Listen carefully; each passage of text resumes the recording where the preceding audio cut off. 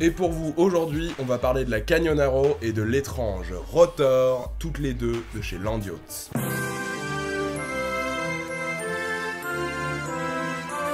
Land Yachts, plus connu sous le nom de Landy ou de Land Yachts ou Land Yachts, propose vraiment une large gamme de boards. La preuve en est, deux plateaux radicalement différents. La plus classique est la Canyonaro, une planche plutôt simple, rigide, en Tanfumoon 37 pouces, avec un wheelbase allant de 24,75 à 28,5.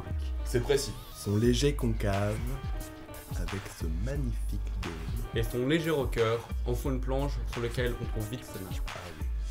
C'est une board qu'on prend facilement en main. L'ajout d'un full stop pourrait être une bonne idée pour compléter la planche. Avec ça, on a une bonne board de DH Freeride, sans grande excentricité, mais qui fait bien son taf. La Rotor est radicalement différente dans son style. C'est la première board droppée que nous vous présentons, c'est-à-dire que les base plates sont au-dessus du niveau des pieds. C'est notamment synonyme de stabilité, puisqu'on est plus près du sol. La Rotor est une petite planche de 36,5 pouces, avec 29 pouces de wheelbase. Elle est plus adaptée à un petit voire moyen gabarit, car les grands se trouveraient vite à l'étroit tant par sa longueur que par sa largeur. Le concave de la planche est asymétrique, ce qui est assez particulier pour une board droppée. Mais c'est une fois sous les pieds qu'elle révèle toutes ses capacités. Les pieds se placent de manière ultra instinctive grâce au W concave. La board met littéralement le rider en bonne position pour claquer de bons slides. On peut d'ailleurs comparer la position des pieds à celle d'un snowboard. Et comme vous l'aurez deviné, cette planche a été conçue pour slider.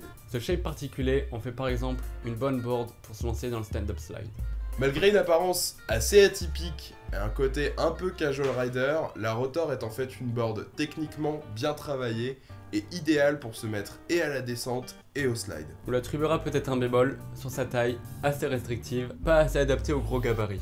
Autre bémol, le grip d'origine avec des petits morceaux qui s'arrachent facilement et un grain beaucoup trop léger. Berthe au grand pied, passe ton chemin. Et voilà, cette nouvelle review est déjà terminée. On espère que ça vous a plu et on vous retrouve vite pour de nouvelles reviews de matos. En attendant, n'oublie pas d'aller faire un tour sur la page Facebook Easy Rider et Laurel Longskate. Lien dans la description. Clic, clic. Bien évidemment, à partager la vidéo. La commenter, posez vos questions. Ou la mater à l'infini.